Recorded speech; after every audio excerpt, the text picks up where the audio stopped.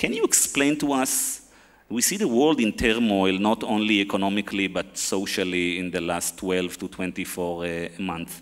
Can you explain to us what's happening here? Why is it all happening right now? I can't explain why it's happening right now. I can only say, I can celebrate that in the Middle East, Arab countries, the masses, are rising up against dictatorships in the way they are. And I agree with anyone who says there are setbacks, and there'll be setbacks in the immediate future. But on the long term, I believe that it's a huge opportunity for Arabs, Muslims in general, and for the Israeli people. So it's something that I think it's be really a lost opportunity to look at these uprisings and only see the negative. So a lot of Israelis and Palestinians think that it's a territorial issue. Some would say that it's an historical issue. And you think basically we are going all wrong and we need to frame the whole conflict differently. We should think about Arab culture. Part of the problem, no, let me rephrase it. A large part of the problem, in fact, the core part of the problem is culture. Now, I used to be pessimistic and think the culture I grew up in can never be changed. I have shared that perspective, and I believe that in the world we live in, where things are really changing at a fast pace, it's going to be hard, but things are changing. And if I look at the culture I grew up in, and you ask me, can you identify 3 things you want to change? I talked earlier about them this morning. The 3 things that I would like to change in my culture, the one I grew up in, what I was born into, is the attitude toward authority, absolute authority. And why I find these revolts promising is that for the first time, the masses are saying no to the absolute authority of the dictator. That opens a Pandora's box where the absolute authority of the husband is going to be questioned, the absolute authority of the teacher, the absolute authority, most importantly, of the clergyman. Once that process, and it's in an embryonic phase, but once that process starts, it's very difficult to stop it. The second aspect of the culture I grew up in that I would like to change is this idea that to compromise is to shame yourself. It is to be humiliated. It's to be defeated. I think that as we transition to democracy, whatever it means, the middle name of democracy is to compromise. And the young people, you know, those Facebook, social network individuals who are secular, who started this whole thing, may not realize it, but for them to live together peacefully and for them to live peacefully with the rest of the world, that concept of compromise has to be introduced and nurtured, and it has to replace in this shame and honor culture. It has to become something that is seen as honorable. And finally, looking to religion for all answers. The Quran can be a source of spirituality. The life of Prophet Muhammad can be a source of spirituality, but it is not the answer to territorial disputes. It's not the answer to marital disputes. It's not the answer to science or anything like that. And again, that, those young people who started this revolution is something that they are going to have to fight with the Islamists. And what we see is that they've set the fast steps. Those who didn't vote in Egypt for the Islamists, the ones who did not vote for the Islamists in Tunisia, these are the 2 countries where elections have taken place, are a minority, but they're a very important minority. And the signal they've given us now is they don't trust a society governed by God's rule.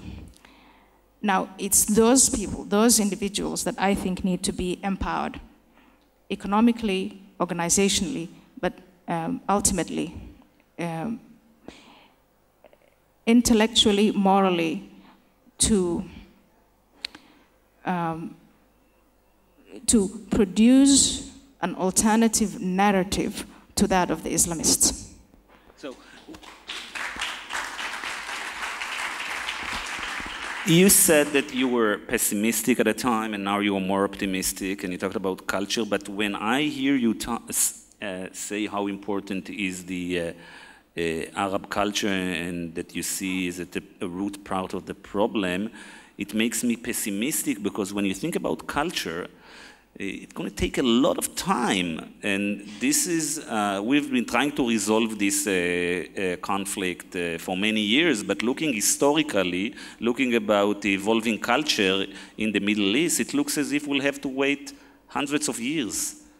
Why do you think, is it the, I don't know, is it the new media world, is it the global world now that makes you think that culture will change fast, that people will see other ideas faster? I don't know. Why should we be optimistic? Well, first of all, I think some things are worth waiting for, and a good structural change, meaning a good, lasting, enduring change in the aspects of this culture. And remember, this culture has been in place for a very, very long time, so it's going to take a long time to change. But there are things that make me optimistic, and you mentioned some of them. It is the pace at which the world is changing. It is the youthfulness of the Arab world. We don't have, the elite is set in its ways, but the next generation is not yet set in its ways. A lot of Arabs and Muslims are leaving their countries of origin and are going to Europe, America, to the West, to other countries. And that presents all kinds of challenges for the receiving countries and all kinds of challenges for the immigrants. But it's also a place where, ideas are exchanged. People see ways of, when I went to the Netherlands, I couldn't escape thinking about my own culture and about my own values, because you're confronted with it every day. Technology is changing a lot. Again, this Arab Spring and what it's going to lead to. As countries, Egyptians are demanding democracy. They have it. They've made an election. It's not just the Islamists, but the people who elected them will be confronted with the consequences of the government they elected. That's about the best thing you can get. Look at Iran. The Iranians don't want to live under Sharia law anymore. Now, that kind of change takes time. And for Israel, for America, the rest of the West, people have to look at that, from that perspective and in that kind of timeline, instead of, well, the next year, the next 4 years, the next 10 years, and invest appropriately. You told me that we should, Israel or the West should think about getting into the minds of the young people through the Arab world and specifically in our case, in the Palestinian Authority. So it's about awareness, it's about the media landscape. How can we do that? There are individuals like Mr. Masri, who was here, within the Palestinian territories and in the Arab world, who have demonstrated that they are capable of compromise, capable of education, success, etc. One of the things that Mr. Masri mentioned was, in the Palestinian territories, he said, we have a president and a prime minister who thought internal security was very important, so they focused on it and they developed an infrastructure for that. Now, if that same prime minister and president see education and a certain type of education, where these three features of the culture are addressed, and focus on it, and establish an educational infrastructure that teaches Palestinian children to invest in life on earth, in compromise, in accepting peace with their neighbors, etc., that is going to pay off in the long term. Now, that has to come from the inside. I'm not saying that it is only from the outside, and Israel has to do it, has to come from the inside, but it is an investment worth making for the Israelis. Okay, earlier you shared with me a conversation that we have with a friend of yours about why the amount of credibility that Arab leaders has. Can you share with us that story? Yes, my friend who is here, Shula, was describing to me conversations she has with her Arab friends. And one of the things that they constantly say is that they do not trust their governments in any way. But there's one point they happen to trust their governments on, and that is on Israel, and particularly how awful the Jews are. And I told my friend, and she was marveling, why is this? And I told her, because it is the only point that is also in the Quran and the Hadith. The Hadith are the sayings of the Prophet Muhammad. You don't trust dictators and kings, but Arabs today trust the clergyman. They trust the mosque. They trust what is in the Quran. Now, that has to be, sooner or later, that has to be addressed.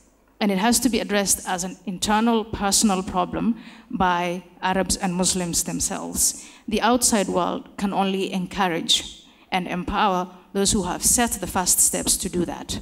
But it has to come from the inside. You talked a lot about, we talked a lot about Arab culture. Now, let me please share with us what do you think about the Jewish culture? What do I think about the Jewish culture? Yeah, we are part of the conflict also. You are. I know very little, I mean, less about Jewish culture than I know about Arab culture.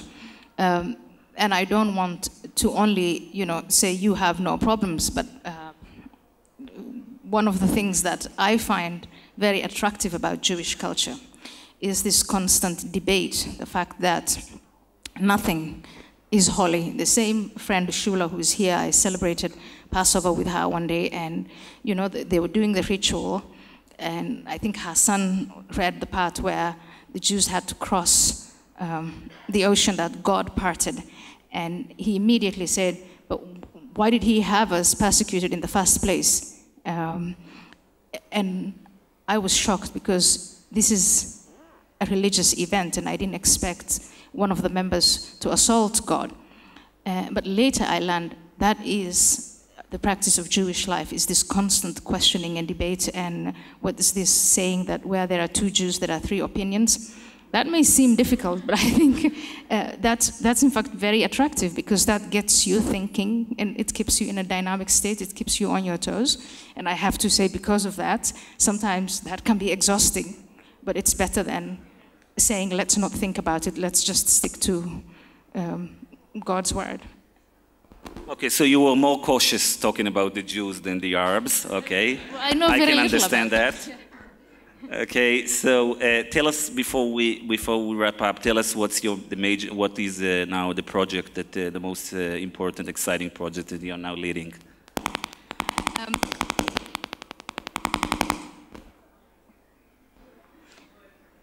The Jews.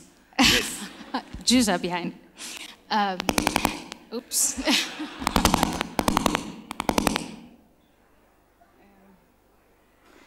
Well, it's this project of encouraging, my focus is on women. I have a foundation, and women who live in the United States of America, who are born to Muslim families, who get into trouble with their own families and their own communities, and who want to lead free lives.